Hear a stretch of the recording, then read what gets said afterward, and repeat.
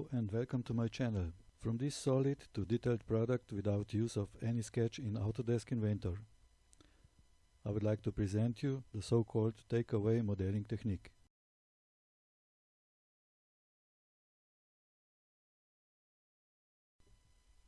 You are welcome on my YouTube channel called Wings in Inventor. My name is Aleksander Sekirnik. At first, some introduction. When we observe certain products, then it is evident that its internal parts shape is contained within the outer faces of the final product. So why not to take advantage of this fact? Instead of sketching each individual part, we may simply extract it from the base solid that we also call skeleton. I find that the so-called takeaway modeling method is applicable for designing internal parts in aircraft structures such as fuselage, tail sections, airplane wings, also for small vessels like dinghies, surfboards, small sailboats, or stand-up paddleboards, so-called SUPs. So let's now have a look at basic principle of takeoff modeling technique.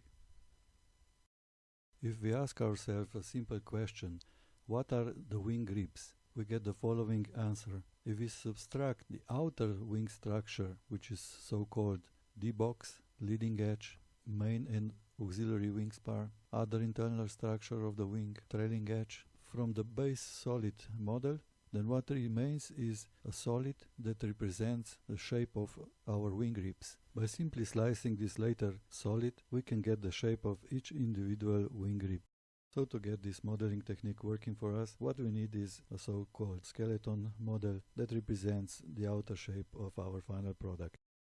This modeling technique is also applicable for modeling fuselage structure such as outer skin of the fuselage, internal ribs and other elements. It is also suitable for adding complex company logos such as the shark shape as seen on the photos or other that are very hard to achieve in the Inventor sheet metal module.